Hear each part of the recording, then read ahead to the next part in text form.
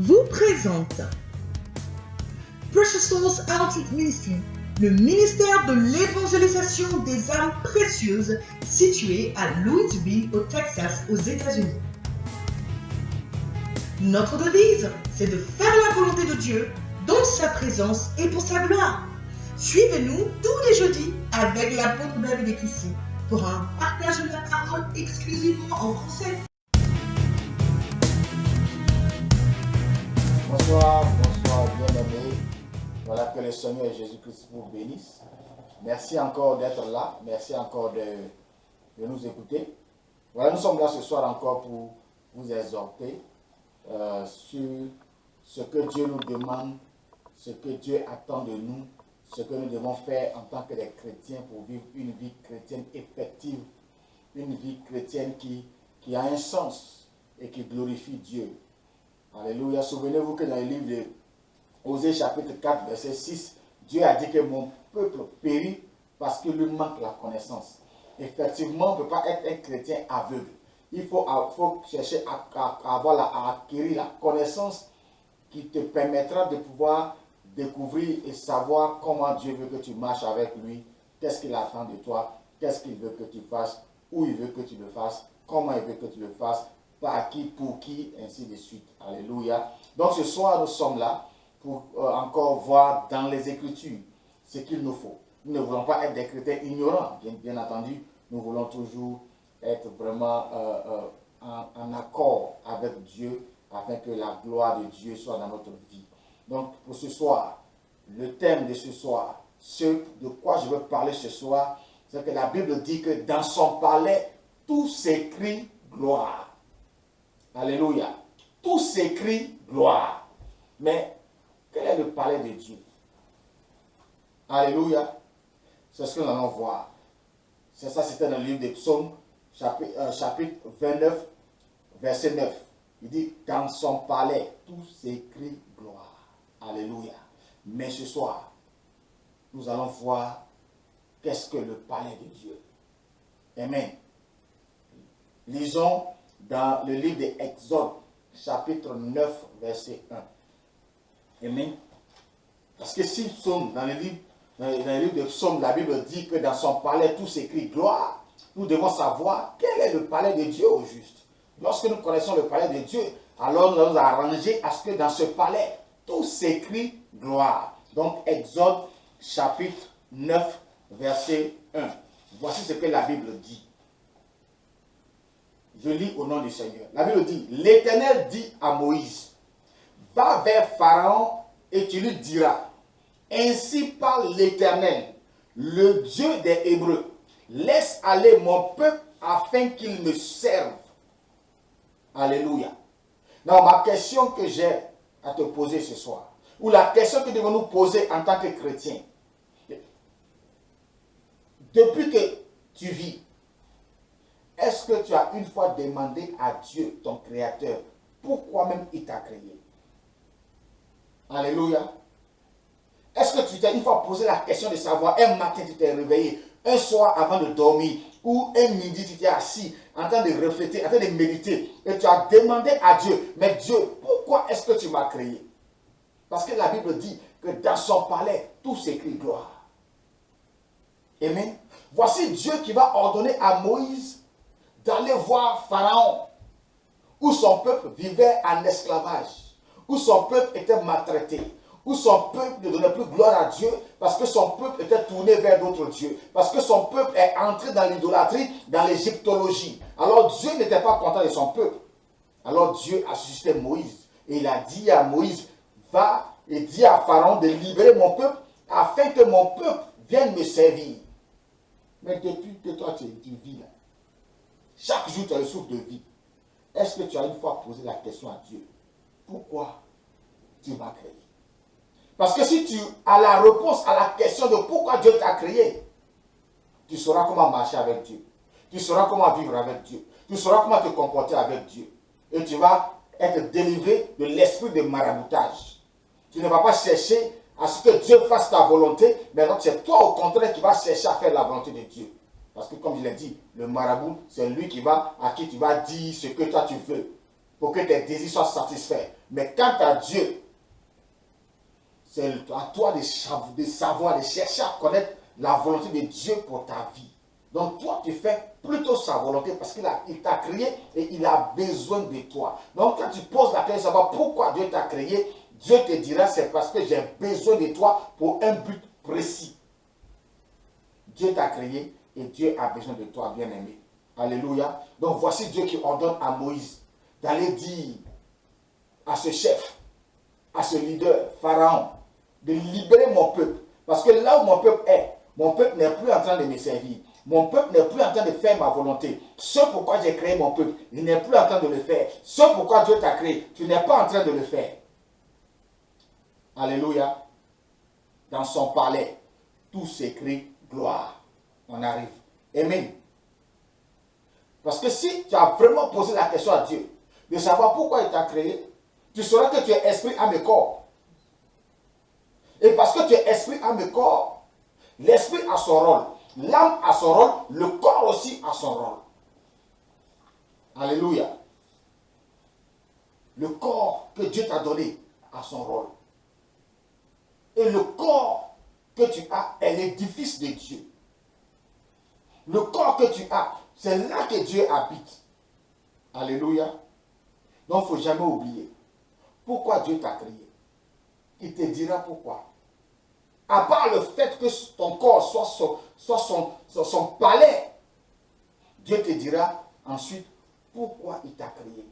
Ça serait une très bonne question que tu vas poser à Dieu et Dieu sera très fier de toi.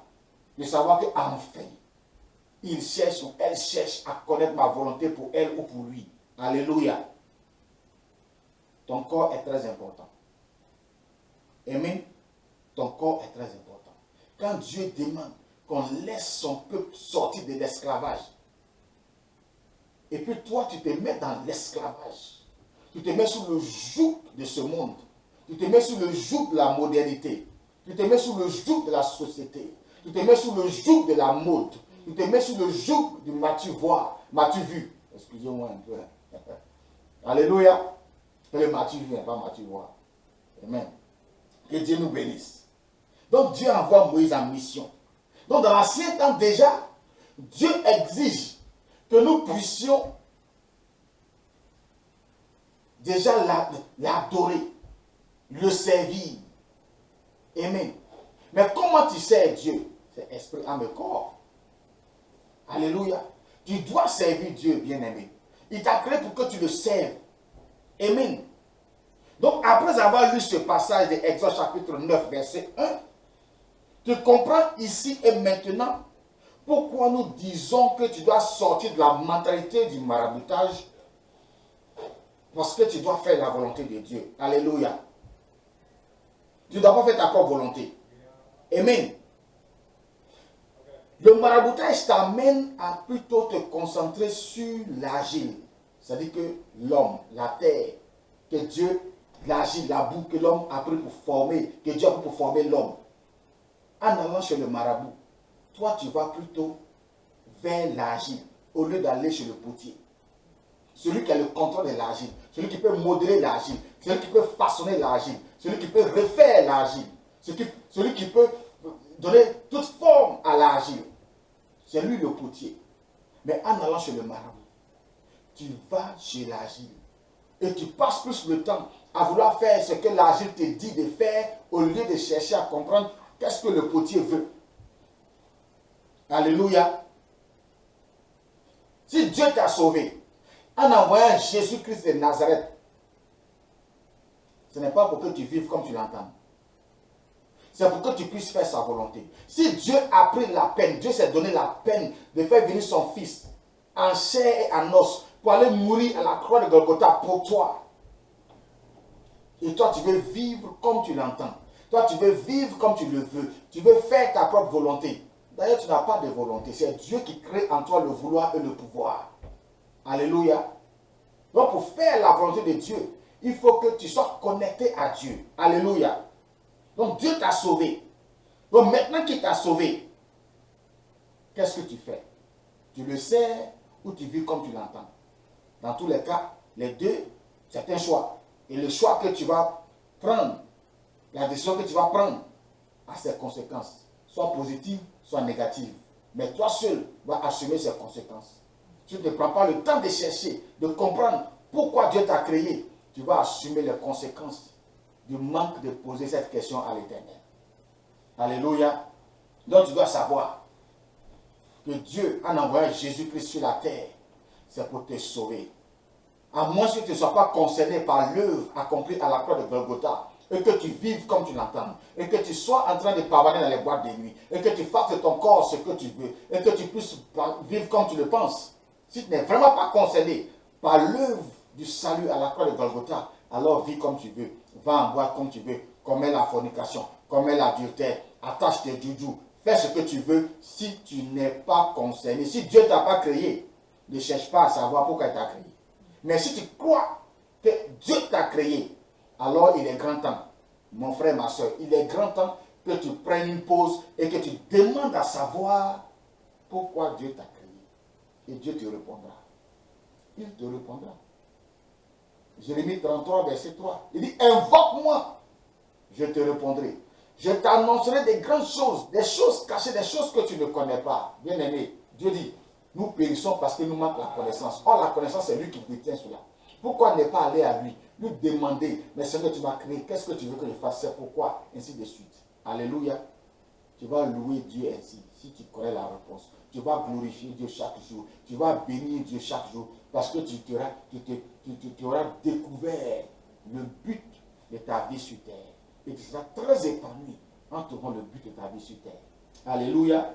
Nous devons savoir que la raison pour laquelle Jésus-Christ est venu sur la terre, c'est pour nous sauver. Et que lorsque nous sommes sauvés, nous devons être à la disposition de notre Père qui a, dans son amour, envoyé son Fils pour nous sauver afin que nous ne périssions pas. Alléluia. Lisons un peu dans le livre de 1 Corinthiens, chapitre 3, versets 16 à 19. Amen. Dieu ne t'a pas créé pour que tu te parles dans les boîtes de nuit. Dieu ne t'a pas créé pour que tu vives dans la débauche, dans l'immoralité. Dieu ne t'a pas créé pour que tu puisses suivre une religion. Amen. La religion est l'œuvre de l'argile. Mais je te dis, bien-aimé, que tu dois suivre le potier et connaître la volonté du potier pour faire la volonté du potier. J'ai dit 1 Corinthiens, chapitre 3, alléluia, versets 16 à 19. 1 Corinthiens, chapitre 3, versets 16 à 19. Et je lis au nom du Seigneur. Voici ce que la Bible dit. Ne savez-vous pas que vous êtes le temple de Dieu et que l'Esprit de Dieu habite en vous? Bien-aimé, il dit, 1 Corinthiens chapitre 3, verset 16. Ne savez-vous pas que vous êtes le temple de Dieu et que l'Esprit de Dieu habite en vous? Si quelqu'un détruit le temple de Dieu, Dieu le détruira, car le temple de Dieu est saint et c'est ce que vous êtes. Alléluia. Verset 18. Que nul ne s'abuse lui-même. Si quelqu'un parmi vous pense être sage selon ce siècle, qu'il devienne fou afin de devenir sage. Car la sagesse de ce monde est une folie devant Dieu. Aussi est-il écrit, il prend les sages dans leur ruse. Bien-aimé, c'est fort. Dieu dit que toi, tu es son temple. Dieu dit que toi, parce que lui est saint, le temple doit être saint. On n'est pas parfait, nul n'est parfait. Mais la sanctification, nous pouvons la rechercher, nous pouvons l'obtenir. Et Dieu dit que si tu abuses de ce temple, tu le détruis, lui va te détruire. Parce que c'est sa résidence. Voilà pourquoi on a vu tout à l'heure dans le psaume que dans son palais, tout s'écrit gloire. Mais si tu ne sais pas pourquoi Dieu t'a créé, tu ne pourras même pas t'atteler à ce que le palais de Dieu s'écrit gloire. Donc il est important que nous prenions tous le temps, à partir de maintenant, au moment où tu entends au son de ma voix, que tu puisses savoir que tu dois interroger Dieu sur le pourquoi de ce que tu continues de vivre encore. Non seulement pourquoi tu as créé, mais de pourquoi il te donne encore le souffle de vie. Tu dois découvrir cela. Et Dieu entend. Il a des oreilles pour entendre. Il a des yeux pour voir. Il a des mains pour secourir. Alléluia. On a vu dans Jérémie 33, verset 3. Il dit, invoque-moi, je te répondrai. Donc Dieu t'invite à l'invoquer. Il t'invite à lui demander pourquoi il t'a créé. Ce n'est pas un péché de demander à Dieu pourquoi il t'a créé. Parce qu'il a dit à Moïse, va dire à Pharaon, mon peuple que tu as pris en esclavage, en otage là, je l'ai créé pour que mon peuple me serve. Toi aussi à ton tour là, il faut que tu saches pourquoi Dieu t'a créé. Alléluia. Donc c'est ce que nous devons savoir. Tu ne dois pas polluer le temple de Dieu. La boisson, la cigarette, la débauche, l'immoralité. Même je vous dis, la Bible en parle. Les tatous, les incisions sur le corps, là, tout ça. C'est en train de polluer le temple de Dieu. Nous avons pollué, nous polluons le temple de Dieu par nos actions. Alors que Dieu, il nous a créés pour que lui réside en nous. Par le Saint-Esprit. Alléluia. Dieu veut que ce temple que tu es, ce palais que tu es, puisse crier gloire. Quand il te voit, il faut qu'il voit sa gloire dans ton palais, dans son palais. Le temple là, que tu es, dans le temple, on adore Dieu. Alléluia. Quand on va dans le temple, on l'adore. Maintenant, Dieu a fait de toi un temple pour que tu sois maintenant un lieu, un centre d'adoration à l'Éternel.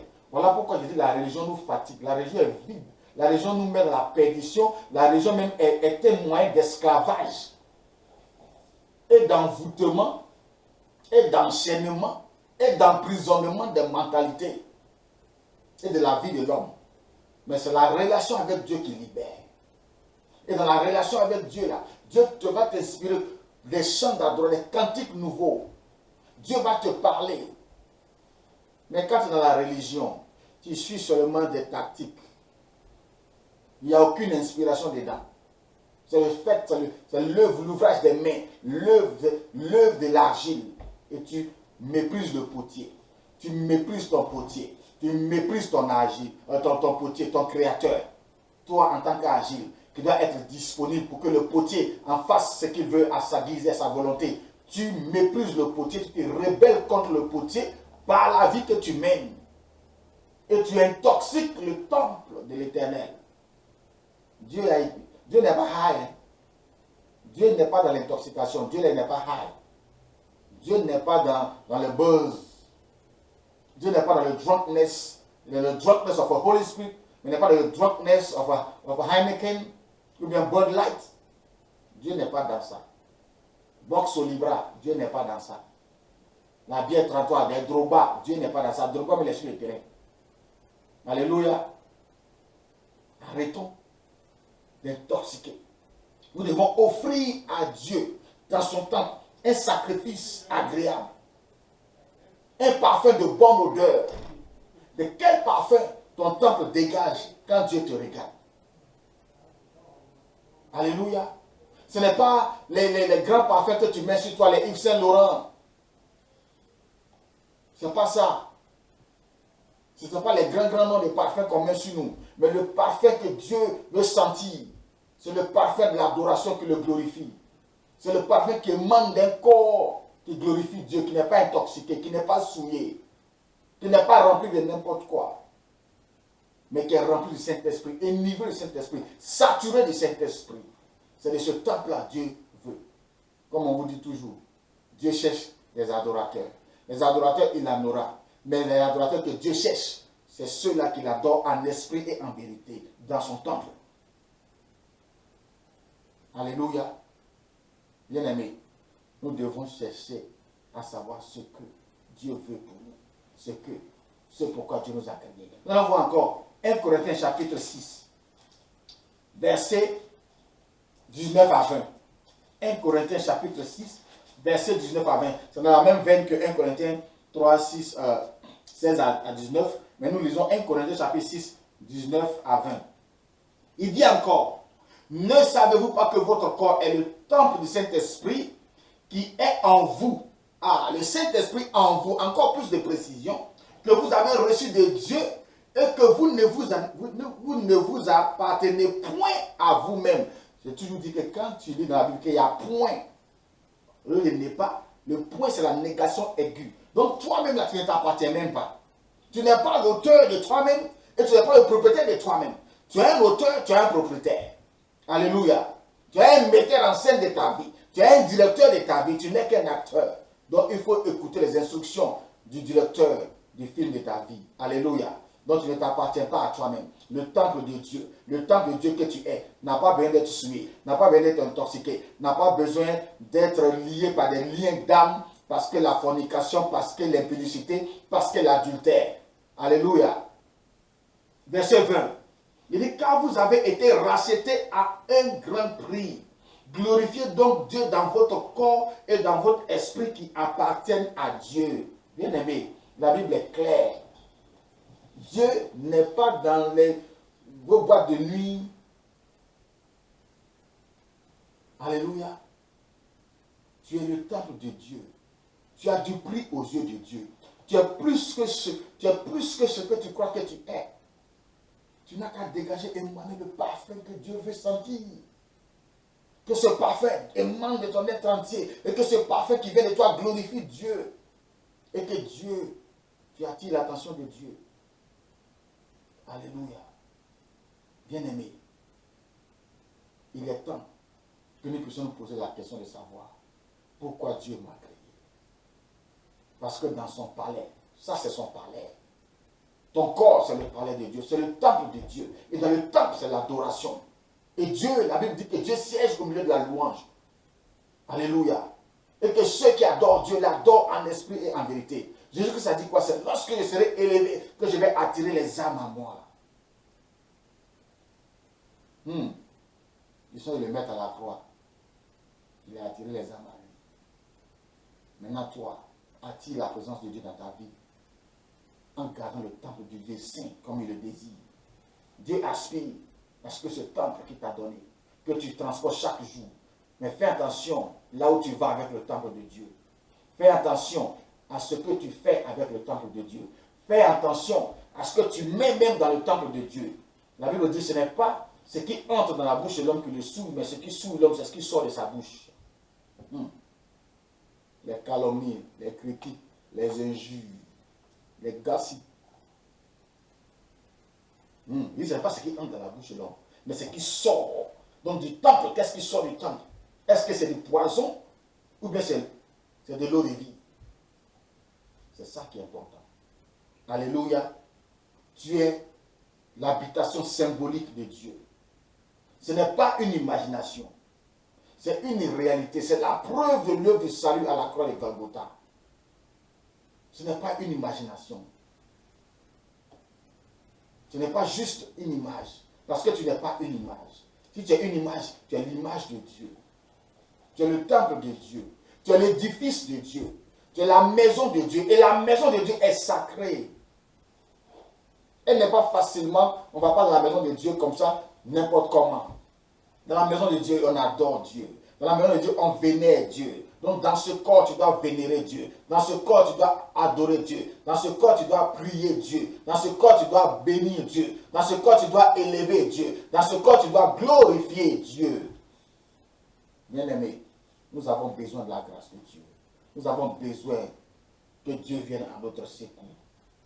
Alléluia. Ton corps est la manifestation palpable de l'œuvre du salut de Dieu. Amen. Ton corps est sacré, mon frère, ma soeur.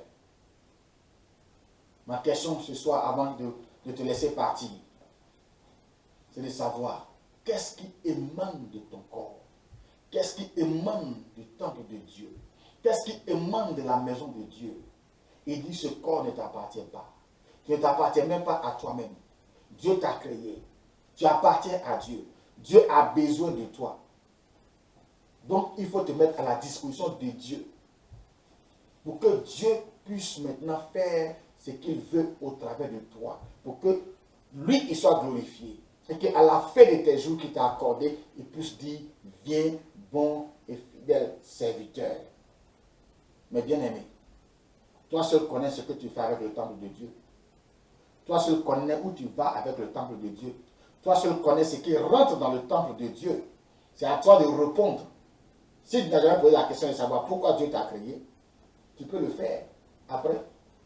Nous avons écouté ce message, cette exhortation. Mais en même temps, fais attention à ce que tu fais dans le temple de Dieu et du temple de Dieu. Que Dieu nous bénisse.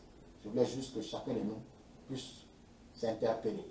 Alléluia. Parce que Dieu a dit que nous mourrons parce qu'il nous manque la connaissance. Si tu ne sais pas pourquoi Dieu t'a créé, tu vas vivre une vie qui sera parallèle à la volonté de Dieu. Tu ne vas jamais croiser la volonté de ta vie jusqu'à ce que tu quittes la terre. Alors qu'il t'a mis sur la terre ici, avec le temps qu'il t'a accordé pour que son nom soit glorifié au travers de ta vie. Alléluia. Que Dieu nous bénisse. Que la grâce de Dieu soit avec nous. Que la faveur de Dieu soit avec nous. Donc il est grand temps qu'on s'interroge, il est grand temps qu'on découvre la volonté de Dieu pour nous. Il est grand temps qu'on fasse ce que Dieu, ce pourquoi Dieu nous a créés.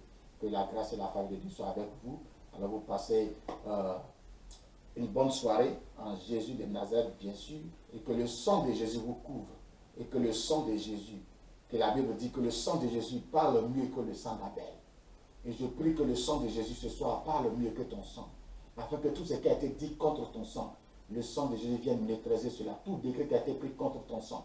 Maintenant, le sang de Jésus prend un nouveau décret. Le décret de la volonté de Dieu pour toi. Le décret de la gloire de Dieu pour toi. Le décret de l'élévation de Dieu pour toi. Le décret de la faveur de Dieu pour toi. Afin que tu aies la faveur aux yeux des hommes. Et que les portes qui doivent s'ouvrir s'ouvrent maintenant. Et que tu sois maintenant, oh Dieu de gloire, en train de vivre la vie que Dieu t'a appelé à vivre. Mais simplement, pose-toi la question de savoir pourquoi Dieu t'a créé. Quel don il a mis en toi. Pour que ce don-là glorifie Dieu, soit mis au service de Dieu. Que Dieu vous bénisse, que Dieu nous bénisse tous encore. On se retrouve jeudi prochain. D'ici là, soyez en paix et que la grâce de Dieu soit avec vous au nom de Jésus. Amen.